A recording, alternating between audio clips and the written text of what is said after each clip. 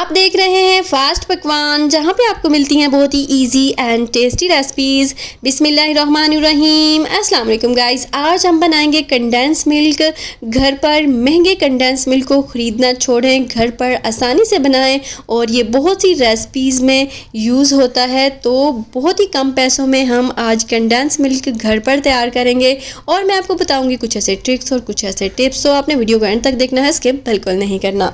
Condense milk बनाने के लिए यहाँ पर मैंने एक पैन में 1 किलो दूध शामिल कर दिया है और इस तरह मीडियम फ्लेम पर इसको रख देंगे तकरीबन 10 से 15 मिनट के लिए और उसके बाद लो फ्लेम पर पकाएंगे। तो इस तरह इसका चम्मच हम चलाते रहेंगे और इसको मिक्सिंग करते रहेंगे। जब ये आधा रह जाएगा तो इसमें शामिल करेंगे तकरीबन 1 कप चीनी। अब हमने इसको इतना पकाना है कि चीनी अच्छे तरीके से डिज़ोल्व हो जाए, अच्छे तरीके से इसके अंदर मिक्स हो जाए। उसके बाद हम इसमें शामिल करेंगे तकरीबन 1/4 टीस्पून इलायची पाउडर या आप वनीला एसेंस भी शामिल कर सकते हैं। तो मैं इलायची पाउडर शामिल कर रही हूँ, अगर आप चाहें तो स्किप भी कर सकते हैं, वैसे ही इसका टेस्ट बहुत अच्छा आता है। इसके साथ ही गाइज, अगर आप मेरे चैनल पर न्यू हैं तो प्लीज़ सब्सक्राइब कर लें और बेल आइकन पर भी क्लिक कर लें ताकि मेरी आने वाली वीडियो सबसे पहले आपको फ्री में देखने को मिले।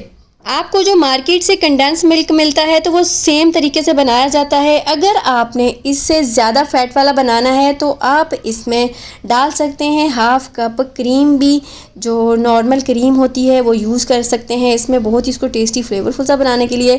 तो यहाँ पर तकरीबन 2 मिनट हमने इसको मज़ीद पका लिया है और ये देखें चम्मच के ऊपर एक निशान सा बन रहा है। इट मीन्स दैट कि हमारा कंडेंस मिल्क बनकर तैयार है। ये और गाढ़ा होगा, ठंडा होने पर इसको अच्छी तरीके से रूम टेम्परेचर पर ठंडा करेंगे।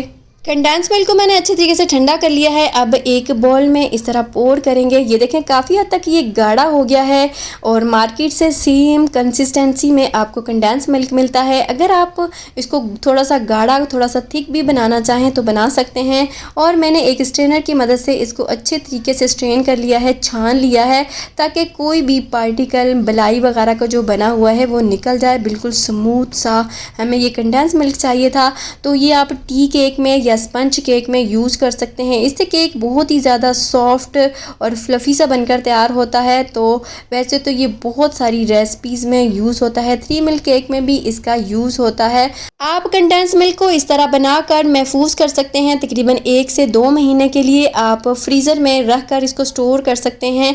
ये जमेगा बिल्कुल भी नहीं। अगर ये बर्फ़ के ऊपर भी आप रख देंगे तो ये जमेगा नहीं। इसकी एक ख़ास क्वालिटी है कि ये जमता नहीं है, इसमें बर्फ़ या आइस क्रिस्टल वगैरह इसमें नहीं बनते। तो हमारा कंडेंस मिल्क बहुत ही ज़बरदस्त, टेस्टी, फ्लेवरफुल सा बनकर तैयार है। तो आप इसको बेशुमार रेसिपीज़ में यूज़ कर सकते हैं और इससे फ़ायदा उठा सकते हैं। ये देखें गाइस, हम चम्मच की मदद से चेक कर रहे हैं तो चम्मच की बैक साइड पे एक लहर सी बन रही है, एक कोट हो रहा है। उसके ऊपर हम इस तरह फिंगर लगाते हैं तो ये आपस में कंबाइन नहीं हो रही, बिल्कुल सेपरेट है। तो ये काफ़ी हद तक गाढ़ा हो गया है। तो यही कंसिस्टेंसी हमें चाहिए अपने केक के लिए। अगर आप चाहें तो कंडेंस मिल्क बनाते वक्त उसमें क्रीम भी शामिल कर सकते हैं।